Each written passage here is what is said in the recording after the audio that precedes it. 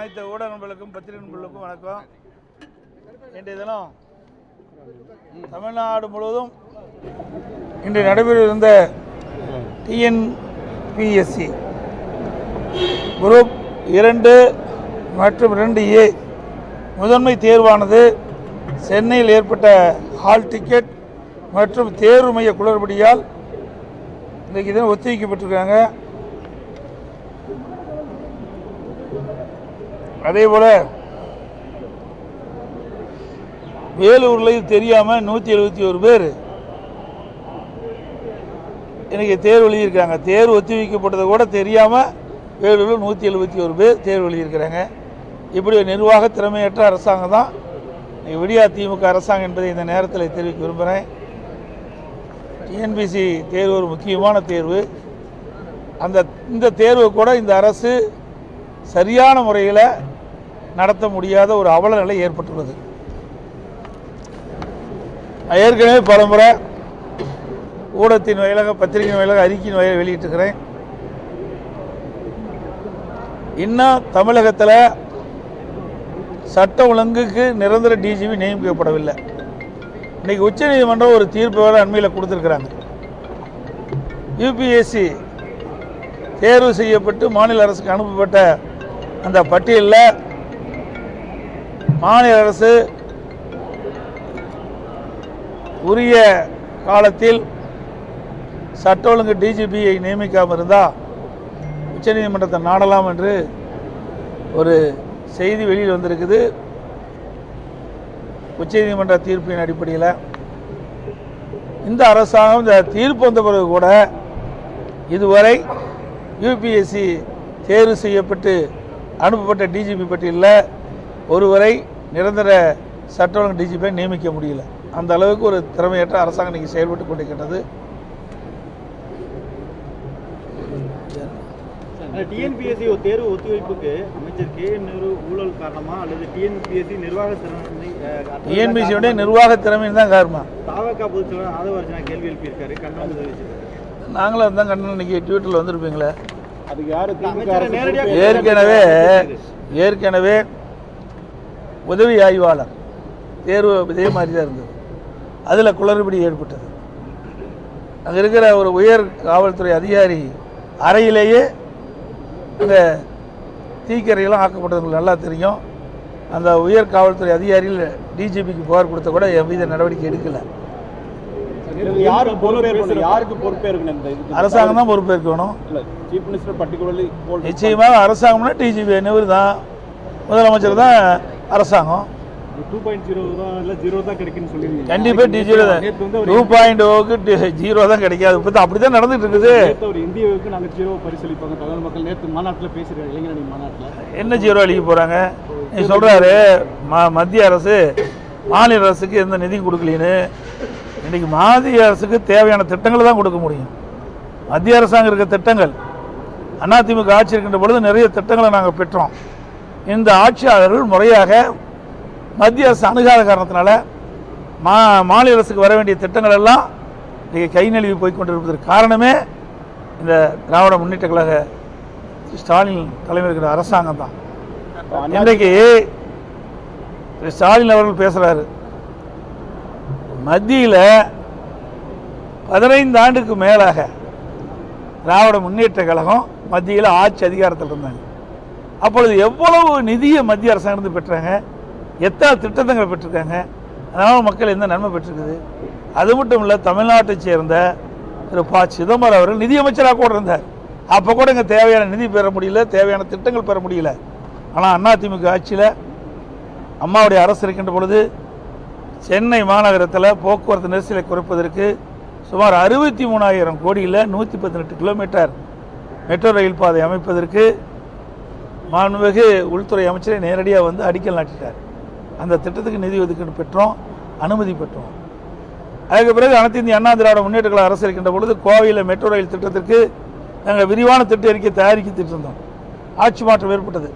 அதுக்கு பிறகு திராவிட முன்னேற்ற கழக ஆட்சி வந்த பிறகு அதற்கு மாறாக சரியான முறையில் விரிவான திட்ட அறிக்கை தயாரிக்கலை. மதுரையிலையும் விரிவான திட்ட அறிக்கை தயாரிக்கலை. சரியான முறையில் தயாரிக்காமல் அவசர கோலத்தில் மத்திய அரசுக்கு அனுப்பின காரணத்தில் மத்திய அரசு தற்போது ரத்து செஞ்சுருக்குது. இதெல்லாம் இந்த அரசினுடைய அலட்சியம், திறமையில்லாத ஒரு அரசாங்கம் என்பதற்கு இதெல்லாம் ஒரு எடுத்துக்காட்டு. இன்னும் பாஜக தான் உங்களை இயக்குது, என்டிஏ பழனிசாமி, அவர் எடப்பாடி பழனிசாமி கிடையாது. ஏங்க என்ன நீங்களும் வேடிக்கையாக கேட்குறீங்க? நாங்கள் நாடாளுமன்றத்தில் கூட்டிருந்தோமா? சொல்லுங்க பார்க்கலாம். மூச்சுக்கு 300 தடவை இந்தியா கூட்டணி வாய் திறக்க மாட்டேங்கிறாரு முதலமைச்சர். அதை கேள்வி கேட்க மாட்டேங்கிறீங்களே. எப்பொழுது பார்த்தாலும் இந்தியா கூட்டணி சொல்லிக் கொண்டிருக்கின்ற முதலமைச்சர் திரு ஸ்டாலின் அவர்கள் ஏன் இப்போ இந்தியா கூட்டணி பேரையே எடுக்க மாட்டேங்கிறாரு? காங்கிரஸுக்கும் திமுகவும் உட்கட்சி பூசல் வந்துடுது. நிச்சயமாக அதாவது இப்போ ஊடகத்திலையும் பத்திரிகையிலும் வர செய்தி தானே, பிளவு இருந்தது தான் நீங்கள் போடுறீங்க. கருத்து வேறுபாடு வந்துட்டு இருக்குல்ல. காங்கிரஸ் கட்சிக்கார ஒரு கருத்து சொல்றாங்க தலைவர்கள், அதற்கு எதிர்கருத்து திமுக சொல்றாங்க. ஆக கூட்டணியில் விரிசல் ஏற்பட்டுறது உண்மைதானே? இன்ன வரைக்கும் வெளிப்படையா பேச முடியலையே. காங்கிரஸ் கட்சியில வந்து அதையே சொல்லி நாங்க பொருந்த இருக்குமா பொருந்தணும் மக்கள் முடிவு பண்ணணுங்க, ஸ்டாலின் முடிவு பண்றது இல்ல. ஒவ்வொரு கட்சியும் அந்தந்த தேர்தல் வருகின்ற பொழுது வெற்றி பெறுவதற்காக அமைக்கப்படுவதுதான் கூட்டணி. எல்லா கட்சியுமே கூட்டணி அமைச்சு தான் போட்டிட்டு இருக்குது. இன்னைக்கு அதிமுகவில் யாரெல்லாம் கூட்டணியில் இடம்பெற்றாங்களோ, அது சட்டமன்ற தேர்தல் நாடாளுமன்ற தேர்தலோ, அந்த கட்சி தான் திமுகவோட கூட்டணியில் அங்கம் பெற்றது. திமுக கூட்டணியில் எந்தெந்த கட்சியெல்லாம் தேர்தல் நேரத்தில் இடம்பெற்றதோ அந்த கட்சியில் அதிமுக இடம்பெற்றிருக்குது. ஆக கால சூழ்நிலைக்கு ஏற்றவாறு அந்தந்த கூட்டணி அமைவது இயல்பு. காங்கிரஸ் கட்சியில ஒரு பிரிவினர் வந்து திமுகவோட அலையன்ஸ் வைக்கணும்னு சொல்றாங்க. இன்னொரு பிரிவினர் டிவி கூட போகலான்னு சொல்றாங்க.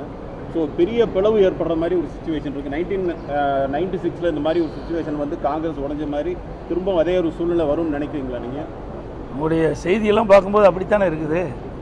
இன்னைக்கு காங்கிரஸ் கட்சியுடைய தலைவர்கள் சொல்லுகின்ற கருத்தும் அதற்கு எதிரான கருத்தை திமுக இரண்டாம் கட்ட தலைவர் சொல்லுகின்ற கருத்து அப்படித்தான் இருக்குது. அண்மையில் கூட திருமதி கனிமொழி அவர்கள் டெல்லிக்கு சென்று திரு ராகுல் காந்தி அவர்களை சந்தித்து பேசியிருக்கிறாங்க. ஆக பேசி கூட இன்னும் அதுக்கு கூட தீர்வு காண முடியலையே. அதில் ஒரு கமிட்டி அமைச்சிருந்தாங்க, காங்கிரஸ் கட்சியை சேர்ந்த ஒரு குழு அமைக்கப்பட்டது கூட்டணி பேச்சுவார்த்தைக்கு. இன்னும் அந்த பேச்சுவார்த்தை நடக்கவே இல்லையே.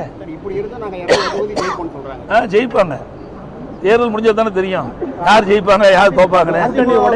அதிமுக நிச்சயம் அனைத்து இந்திய அண்ணா திராவிட முன்னேற்ற கழக தலைமையில் அமைக்கப்பட்ட கூட்டணி பெரும்பான்மையான இடங்களில் வெற்றி பெற்று அதிமுக தனி பெரும்பான்மையோட ஆட்சி அமைக்கும். அதிமுக கட்சிக்கு வந்து மிகப்பெரிய கூட்டணி கட்சி ஒன்று வர இருக்குன்னு சொல்லியிருந்தீங்க. இப்போ மீண்டும் வந்து கட்சிகள் வர வாய்ப்பு இருக்கா? புதிய நான் சில கட்சி தான் வரும்னு சொல்லுவேன். அதாவது அனைத்து இந்திய அண்ணா திராவிட முன்னேற்ற கழகத்தில் சில கட்சியில் ஒன்று சொன்னால் வந்தாச்சு. பாட்டாளி மக்கள் கட்சி வந்தது, பிறகு அம்மா மக்கள் முன்னேற்ற கழகம் வந்தது. இன்னும் சில கட்சியோட பேச்சுவார்த்தை நடத்திட்டு இருக்கிறோம், வரதுக்கு வாய்ப்பு இருக்குது. அரசு ஊழியர்கள் ஆசிரியர்கள் கூட்டமைப்பு இன்னைக்கு முதல்ல ஒரு நன்றி மன்றம் நடத்துது. அதற்கான அழைப்பிதழில் முழுக்க அதிமுகவோட மேடம் ஜெயலலிதா அப்புறம் உங்கள் ஆட்சியை மட்டுமே குறை சொல்லியிருக்காங்க. அதற்கு அது உள்ள இருக்க ஒருங்கிணைப்பாளர்கள் சிலர் எதிர்ப்பு தெரிவிச்சிருக்காங்க. இது எப்படி பார்க்குறீங்க? ஏங்க உங்களுக்கு தெரியாதவனும் இல்லை, பத்திரிகை ஊடக நம்பர்களுக்கும் தெரியாதவனும் இல்லை. திரு ஸ்டாலின் இப்பொழுது அறிவிக்கப்பட்ட உறுதியளிக்கப்பட்ட ஓய்வு திட்டம், இதில் என்ன உண்மை இருக்குது? அவர்கள் கேட்கின்ற கோரிக்கை என்ன? பழைய ஓய்வு திட்டம், பங்களிப்பு இல்லாத ஓய்வு திட்டம் என்ன கேட்குறாங்க. ஸ்டாலின் என்ன அறிவிச்சிருக்காரு? பங்களிப்பு உள்ள ஓய்வு திட்டம் தான் அறிவிச்சிருக்காரு. அது அவர் வைத்த கோரிக்கை நிறைவேற்றலையே. ஏற்கனவே மத்திய அரசு அறிவிக்கப்பட்ட அந்த ஓய்வு திட்டத்தில் சில மாற்றங்களை செஞ்சு அறிவிச்சிருக்கிறாங்க. இன்னைக்கு அரசு ஊழியர்களுக்கு இந்த குழந்தை அழுதா மிட்டாய் கொடுத்து அது சரி செய்வாங்க பாரு, அது மாதிரி அரசு ஊழியர்கள் போராட்டம் நடத்த ஆரம்பிக்கும் போது ஒரு சின்ன அறிவிப்பு கொடுத்து சரி செஞ்சிருக்கிறாங்க, அவ்வளவுதான். அதுக்கு சில சங்கங்கள் தொலை போயிருக்குது. சார், எப்பவுமே திமுக தேர்தல் அறிக்கை வந்து கதாநாயகன் அப்படின்னு சொல்லுவாங்க. நீங்க இப்போ வந்து 2 அறிக்கை விட்டுருக்கீங்க இது வரைக்கும். அங்கே ஏதாவது ஸ்லீப்பர் செல் வச்சிருக்கீங்களா? எனக்கு ஒன்றும் புரியல. ஸ்லீப்பர் செல் எனக்கு ஒன்றும் புரியல. ஏங்க ஒவ்வொரு கட்சிக்கு இருக்கிற தனித்தன்மைங்க. அனைத்து இந்திய அண்ணா திராவிட முன்னேற்ற கழகம் நாட்டு மக்களுக்கு என்னென்ன தேர்தல் அறிக்கை கொடுத்தால் நன்மை பெருக்கும்னு நாங்கள் நினைச்சோம். அதன் அடிப்படையில் நாங்களுடைய முதல் கட்டம் 2ஆம் கட்டம் 2 தேர்தல் அறிக்கை நாங்கள் வெளியிட்டிருக்கோம். பிரைம் மினிஸ்டர் வர்றதுக்கு முன்னாடி நீங்க சொல்லக்கூடிய எல்லா கட்சியும் இன்னும் ஒரு சில பேசிட்டு இருக்கிறோம். இன்னும் தேர்தல் அறிவிக்கல. தேர்தல் அறிவிச்சா தானே தேர்தல் நெருங்க தானே கூட்டணி முழுமை பெறும். தமிழக அரசு மீது பல்வேறு குற்றச்சாட்டுகளை முன்வைக்கிறீங்க. ஆனால் அதிமுக சார்பில் எந்த ஒரு போராட்டமும் முன்னெடுக்கல. இப்போ கூட போராட்டம் அறிவிச்சிருக்கல. தொடர்ந்து போராட்டம் ஏங்க நாங்கள் தான் போராட்டம் இப்போ கூட 13ஆம் தேதி அறிவிச்சோம். உடனே 12ஆம் தேதி அறிவிச்சிட்டாங்க. நாங்கள் போராட்டம் அறிவிச்ச உடனே 12ஆம் தேதி திமுக அறிவிச்சிருக்குது. ஒவ்வொரு மாவட்டத்திலையும் அங்கங்கே இருக்கின்ற மக்களுடைய பிரச்சனையை முன்னிறுத்தி நாங்கள் போராட்டம் நடத்திட்டு இருக்கோம். பாருங்கள், பத்திரிகைகள் வந்திருக்கு, ஊடகத்தில் வந்திருக்குது. ஒரு மாநகராட்சி, நகராட்சி, பொதுமக்களுடைய கருத்துக்கள் பிரச்சனை ஏற்பட்டால் அது குறித்தான் நாங்கள் போராட்டம் நடத்துவோம். ஒரு மாநாடு நடத்திட்டே இருக்காங்க திமுக. வேற என்ன மாநாடு நடத்தினா வேற வழி இல்லையே. தினம் ஒரு அறிவிப்பு கொடுப்பாங்க, தினம் ஒரு அறிவிப்பு கொடுத்துட்டே இருக்கிறாங்க. அந்த பேர் தான் உங்களுக்கு ஞாபகம் இருக்குதா? நினச்சி பாருங்க, எத்தனை பேர் வச்சிருக்கிறாங்க. பேர் வைப்பதற்கு நோபல் பரிசு கொடுக்கணும்னா ஸ்டாலின் கொடுத்தா பொருத்தமாக இருக்கு. தினம் ஒரு பேர், ஒரு ஃபோட்டோ ஷூட்டு உங்கள் பத்திரிகையில் ஊடகத்தை அதை வெளிப்படுத்துவீங்க. அதோட எனக்கு முடிஞ்சு போச்சு. சார், செய்தியாளர் தாக்கப்பட்டிருக்காங்க. ஆனால் செய்தியாளர் மீதே வந்து போலீஸ் வந்து வழக்கு பதிவு செஞ்சிருக்காங்க. அதை பற்றி அதான் ஸ்டாலின் அரசாங்கம், அதாங்க ஸ்டாலின் அரசாங்கம். அதுக்கு தான் நீங்கள் துணை நிற்கிறீங்க. எங்களை போட இருக்கிற கட்சிக்கு துணை நிற்கிறீங்களா? இன்னைக்கு ஒரு மோசமான கட்சிக்கு துணை நிற்பதனால தான் இப்படிப்பட்ட நிகழ்வு நடக்குது. முதல்ல நீங்கள் உணருங்க. இதே அனைத்து இந்திய அண்ணா திராவிட முன்னேற்ற கழக அரசு இருந்தது. நானும் 4 வருஷம் 2 மாத காலம் இருந்தேன். அப்பவும் எங்களை பற்றி தான் விமர்சனம் பண்ணீங்க. இப்போ நான் இந்த ஆண்டு இப்போது எதிர்க்கட்சியில் அப்போ என்னை பற்றி விமர்சனம் பண்ணுறீங்க, எங்கள் கட்சி பற்றி விமர்சனம் பண்ணுறீங்களா ஒழிய திமுகவில் நடக்கின்ற பிரச்சனை பற்றி ஏதாவது விமர்சனம் செய்யறீங்களா? திமுகவில் நடைபெறுகின்ற ஊழல்களை பற்றி எவ்வளோ ஊழல் இருக்குது, எதையாவது ஒரு வாதமான வைக்கிறீங்களா? பத்திரிகையாளர் ஊழல் நண்பர்கள் நடுநிலையோடு சிந்திச்சு பாருங்க. இப்படி இவர்களை நீங்கள் தாங்கி பிடிக்கிற காரணத்தினால தான் ஒரு சர்வாதிகார போல் நடந்துகிட்டு இருக்காங்க. யாரையும் மதிப்பது கிடையாது. நிருபர்களை தாக்குறாங்கன்னா காரணம் என்ன? நிருபர்களை தாக்கினா இவளுக்கு ஏதாவது பாதிப்பு ஏற்படும் என்று நினைச்சிருந்தா இளவே ஒரு நிருபர்கள் வந்து நாட்டு மக்களுக்கு ஒரு நடுநிலையோடு செய்தி கொண்டு சேருவதுதான் ஊடகத்தின் கடமை. அதை கூட மதிக்கலீங்க. அதுக்கு காரணமே நீங்களே சிந்திச்சு பார்த்து. அது இடைக்கால பட்ஜெட் தான், இன்றைய பட்ஜெட் தானே.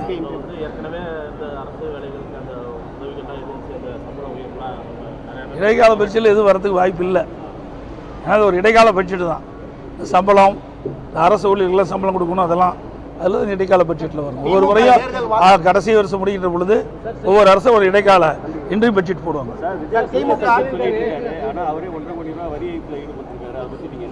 நீங்களே சொல்லிட்டீங்க, கேள்வியும் கேட்டீங்க, பதிலும் சொல்லிட்டீங்க. அதனால அவர் ஊழல்வாதி என்பதற்கு அவர் பணம் கட்டுறது சாட்சி. நீங்கள் நீதிமன்றமே தீர்ப்பு கொடுத்துருது. சார், அவர் எங்கே வெளியில் வந்திருக்காரு?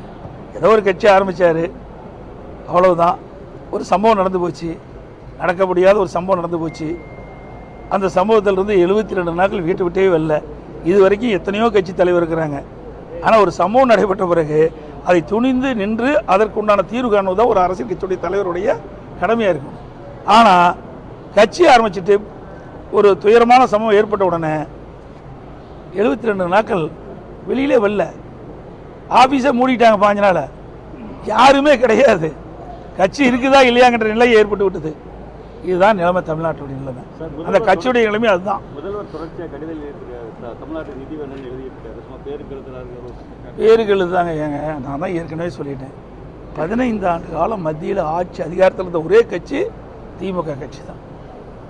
திமுக கட்சி தானே அந்த நாடாளுமன்ற உறுப்பினர் தானே மத்தியில் ஆட்சி அதிகாரத்தில் இருந்தாங்க. என்ன திட்டத்தை கொண்டாங்க, எவ்வளோ நிதி கொண்டாந்தாங்க சொல்லுங்கள் பார்க்கலாம். நாங்கள் வந்து சொல்லியிருக்கோம், நடந்தாய் வாழி காவிரி திட்டம் 14,000 கோடி கொண்டு வந்திருக்கிறோம். அண்ணா திமுக ஆட்சியில் ஒடுக்கப்பட்ட கோரிக்கையை மத்திய அரசு ஏற்று அறிவிச்சுது. அதை கூட நடைமுறைப்படுத்த மறுக்கிறாங்க. மத்திய அரசு இந்த தமிழ்நாடு அரசு மறுக்குதுங்க. இந்த ஆண்டு கூட அந்த நீர்வளத்துறை அமைச்சருடைய அந்த கொள்கை குறிப்பில் இடம்பெற்றிருக்குது. 990 கோடி என்னமோ முதற்கட்டமாக விடுவிக்கப்படுதுன்னு. ஆனால் கிடப்பில் போட்டாங்க. அதுக்கு என்ன காரணம்? அண்ணா திமுக கொண்டு வந்த அண்ணா திமுக தேர்தல் அறிக்கையில் இடம்பெற்று அதிமுக ஆட்சியில் மத்திய அரசிடம் பெறப்பட்ட திட்டமிட்ட ஒரே காரணத்திற்காக முடக்கியிருக்கிறாங்க. இது 14,000 கோடி மத்திய அரசு கொடுத்தது தானே. ஆனால் மத்திய அரசுலேருந்து எந்த திட்டம் வழின்னு சொல்வதற்கு என்ன காரணம்? 63,000 கோடி தமிழ்நாட்டு மக்களுடைய நலன் கருதி மெட்ராஸ், நீங்கள் சென்னை மாநகரத்தில் போக்குவரத்து நெரிசலை குறைப்பதற்கு 63,000 கோடி கொடுத்தாங்க. போர்ட்டு நிறைய நிதி கொடுத்துருக்குறாங்க. நகாய் திட்டத்துக்கு நிறைய நிதி கொடுத்துருக்குறாங்க. ரயில்வே திட்டத்துக்கு நிறைய கொடுத்தாங்க. ஆனால் இவர்கள் சரியான முறையில் நிலம் எடுத்து கொடுக்காத காரணத்தில் பல திட்டங்கள் முடக்கி இருக்குது.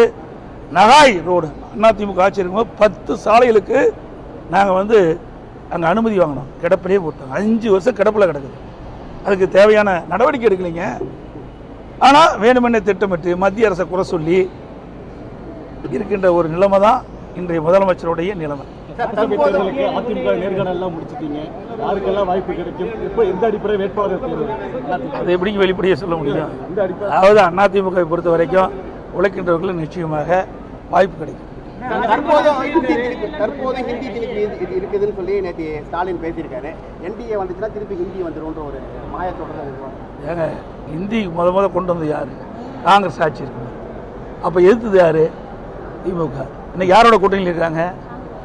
காங்கிரஸோட தான் இருக்கிறாங்க. இவங்க பேசலாமா? யோகி இருக்குதா? சொல்லுங்க பார்க்கலாம். காலத்துக்கு ஏற்றவாறு நடிக்கக்கூடிய கட்சி திமுக கட்சி. திமுக தனது தேர்தல் வாக்குறுதிகளை எவ்வளவு நிறைவேற்றிருக்குன்னு நீங்க நினைக்கிறீங்க? 4 ரூபாய் கூட நிறைவேற்ற முடியல. முக்கியமான திட்டங்கள் எதுவும் நிறைவேற்றலையே.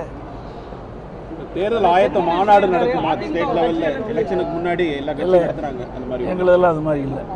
அது மாதிரி நடக்கிறதில்ல. இப்போ தேர்தல் வந்து அருமையில் வந்துட்டுது. இன்னும் 1 மாதம் தானுங்க தேர்தல் வர இருக்குதா. நாங்கள் எல்லா இடத்துலையுமே இன்றைக்கி வந்து பார்த்தீங்கன்னா 181 இடத்துல எழுச்சி பயணத்தை முடிச்சோம். 181 சட்டமன்ற தொகுதியில் நானே நேரடியாக போய் எழுச்சி பயணத்தை முடிச்சிருக்கிறேன். வர ஞாயிற்றுக்கிழமை 15ஆம் தேதி பவானிசாகர் சட்டமன்ற தொகுதியில் நான் எழுச்சி பயணம் தொடங்கிருக்கிறேன். அதுக்கு பிறகு சென்னையில் இருக்கிற புறநகர் பகுதியில் இருக்கின்ற திருவள்ளூர் மாவட்டம், செங்கல்பட்டு மாவட்டம் அந்த பகுதியில் இருக்கின்ற சட்டமன்ற தொகுதியில் எழுச்சி பயணத்தை மேற்கொள்ள இருக்கிற மாத இறுதிக்குள்ளே கிட்டத்தட்ட பார்க்கும்போது நான் அதிகமாக தேர்தலுக்கு அதிமுக கட்சி தான் முன்கூட்டியே தேர்தல் பிரச்சாரத்தை முன்னெடுத்து சென்று கொண்டிருக்கிறேன். ஏங்க செல்லாத நோட்டுக்கு ஒரு நோட்டு இருக்குது. செல்லினா யாராவது பார்ப்பாங்களா? அது மாதிரி அவரை பற்றி பேசி என்ன பிரயோஜனம்? அது அவர் செல்லாத நோட்டை மாதிரி. முன்னாள் முதல்வர் செல்லாத நோட்டுக்கு என்ன வேல்யூ இருக்குதோ அதே வேல்யூ தான் அவருக்கு. ஆனால் முன்னாள் முதல்வர் ஜெயலலிதா இருக்கும்போது அவர்கள் ஆட்சியில் வந்து பெண் வேட்பாளர்களுக்கு முக்கியத்துவம் கொடுத்தாங்க. இந்த எங்களுக்கு அதே மாதிரி கொடுப்போம். ஒவ்வொரு தடவையும் ஒவ்வொரு கட்சியும் கொடுக்குது. அந்த அடிப்படையில் கொடுப்போம். யாரை போட்டால் ஜெயிக்கும், யாரை போட்டால் பெண் வளர்ப்பு, எந்த இடத்துல எந்த தொகுதியில் பெண் வளர்ப்பு இன்னைக்கு வலிமையாக இருக்கின்றார்களோ அந்த இடத்துல பெண் வேட்பாளர் நிறுத்துவதற்கு எங்களுடைய இயக்கமும் முன்னோடியாக இருக்குது. அனைத்து ஊடகங்களுக்கு பத்திரிகை நண்பர்களுக்கு நன்றி, வணக்கம்.